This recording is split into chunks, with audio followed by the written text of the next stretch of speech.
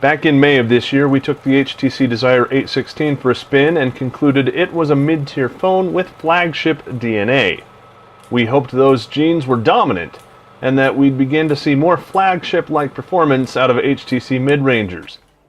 This time around, we're looking at the HTC Desire I, and with its huge front-facing selfie camera, it's looking right back at us. Should you consider the Desire I for your next phone? Let's dive right in and find out.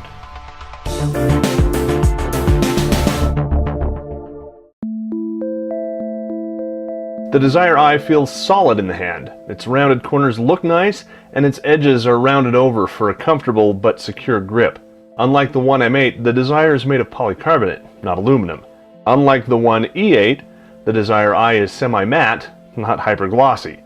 This helps to do an excellent job of fighting off fingerprints, but we wish it was a little more grippy. The Desire I eschews the rounded back of the M8 and E8, opting instead for a flat slab that is very stable on your desk. Weighing in at 154 grams, it's no lightweight, but it doesn't feel particularly heavy. Despite its svelte 8.5mm thickness, measuring in at almost 152 by 74 millimeters, it does feel large. Due to its size, HTC had to move its traditional button orientation such that the power button is under the volume rocker on the right side of the phone. This means the Desire I is most definitely a phone you'll have to use both hands to operate. The IPX7 rating on the Desire I is a very welcome feature. In addition to being dust resistant, the Desire I can survive a splash or even a dip in water, up to a meter deep, for up to 30 minutes. Our review model got to the Pocket Now Utah offices just in time for the rainy season. In the past, we've tried to hide our devices from the rain, but we felt less nervous about using it in wet and humid places than we have with any normal phone that we've reviewed, durable phones notwithstanding. Turning to the front of the phone, we really love the front-firing boom sound speakers on the Desire I. HTC decided to hide the speakers, kind of in plain sight.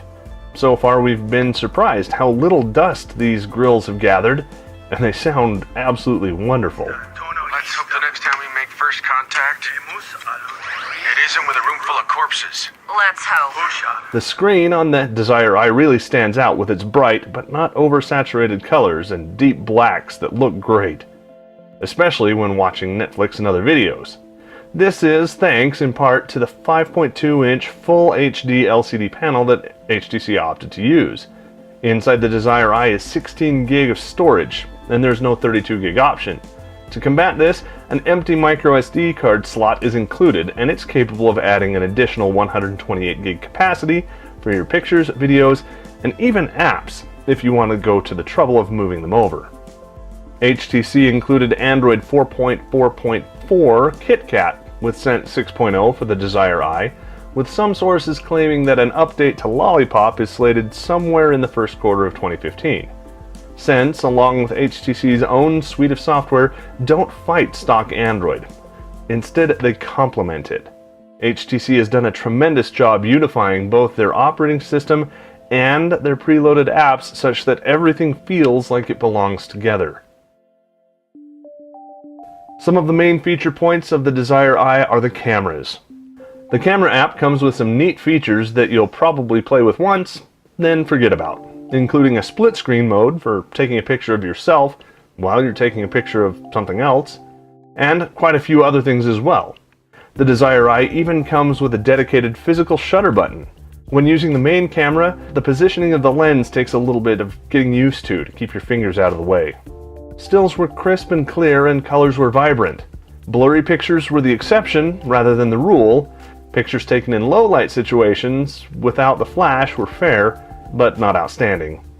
The dual LED flash really helps, but we wish that it did a better job grabbing details when lighting wasn't ideal. HDR helped in these situations, but that's not a guaranteed cure either. The primary selling point of the Desire I is the 13 megapixel front-facing camera. HTC opted for better wide-angle views than low-light performance here, but given the nature of selfies, we think it was the right call, and the Desire I doesn't disappoint. Videos taken with the Desire I weren't anything particularly noteworthy. We noticed quite a bit of choppiness in videos with even small amounts of motion.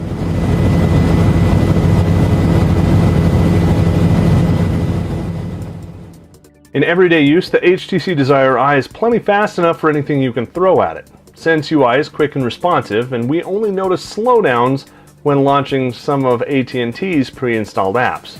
After running synthetic benchmarking utilities, the Desire Eye scores pretty well.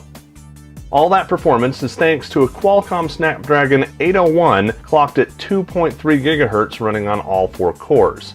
It's got an Adreno 330 GPU and 2 GB of RAM as well. All of those specs put the Desire Eye very, very close to the flagship range. With great power comes great battery draw. To address that, the Desire Eye comes with a non-removable 2400 mAh LiPo battery, which isn't huge, but it'll get you through at least a full day of moderate use.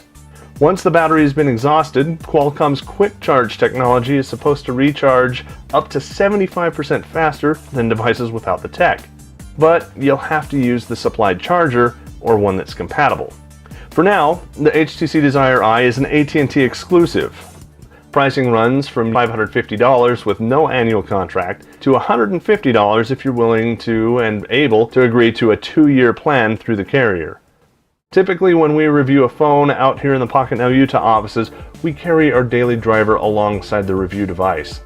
This time, the review device was good enough, fast enough, and all around comfortable enough to replace our daily driver. That's saying a lot. If you're thinking about buying the Desire Eye for its cameras, although they're 13 megapixels, they still have their downsides. So don't let the cameras alone be your deciding factor. On the other hand, its screen is beautiful and sharp, its speakers sound amazing, its battery is big enough to last all day, and it's stylish enough to turn heads, which ours did on several occasions.